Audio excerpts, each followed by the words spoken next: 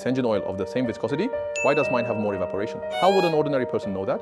He wouldn't know. So I would like to recommend to this person. A subscriber left us a question about how to control viscosity to reduce oil consumption. Well, so that oil consumption is going to happen for two reasons. The first one is oil consumption. There's a piston, and if there's a gap between it, the oil goes into the cylinder due to the pressure difference, and it burns and goes out. It's the opposite concept of fuel dilution. Fuel dilution is when fuel comes in and dilutes engine oil and increases it. The second is that the oil itself evaporates and disappears.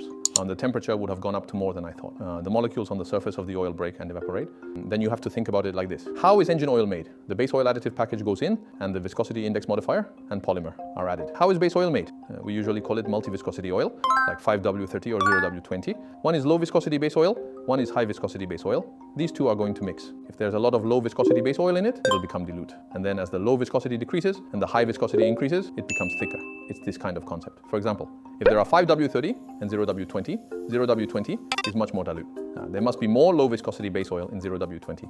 Low viscosity base oil has a short molecular structure. If it's short, if the heat goes up, it breaks that much. So the lower the viscosity, the higher the evaporation. So the oil evaporates quickly. And yet there's something like this. When making 5W30, depending on how you target 100 degrees Celsius, low viscosity and high viscosity base oils are mixed. And this combination will change. The one with more low viscosity base oil will have more evaporation. So even if you use the same viscosity, there may be a lot of evaporation. Well, what can we do to make it less evaporative? You can use one with more high viscosity base oils, but ordinary people can't know that. So let's give up on this first. If the oil that the technician was using is 5W20, he can raise both parts except for 5W. If it's 10W30 engine oil, it's more viscous in winter and more in summer. Using this will reduce the amount of evaporation that will increase. So I recommend him to increase the viscosity of engine oil. Next thing I want to say is, if you don't want to increase the viscosity of the oil, but you still want to reduce the evaporation. I told you earlier that the evaporation is breaking off from the base oil. If you change it to those with strong bonding, it will evaporate less. So what does that mean? If you use a good base oil, it's going to work out. If you use group 3, group 2 oil, PAO, polyester, alkylated naphthalene. If you use engine oil with good base oil, something like these, they are low viscosity,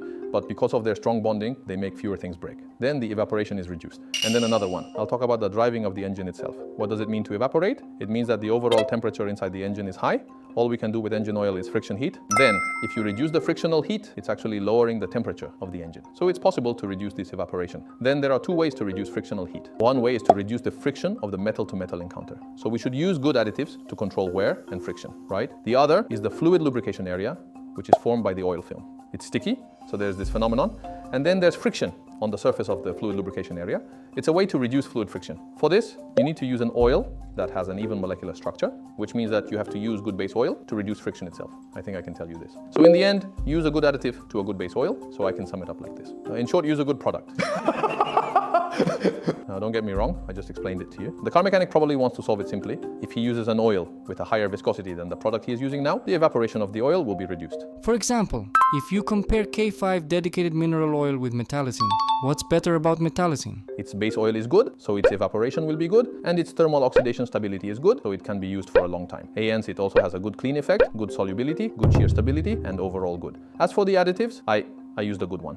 The titanium additives are added to make it easier to bound, which strengthens the tribo film. Because of using those things, it increases the lifespan of the engine oil as a whole. For example, for engine oil like group 3 or group 2, you have to replace it twice or 3 times, but Lista metallocene can continue to be used for the same period of time once you replace it. Customers may think it's expensive at first, but when they compare it later, it's a multiplication benefit when they consider maintenance costs and things like that. Then people using group 3 may be more expensive. Please consider that. The cost and the time. It will be a saving in terms of time.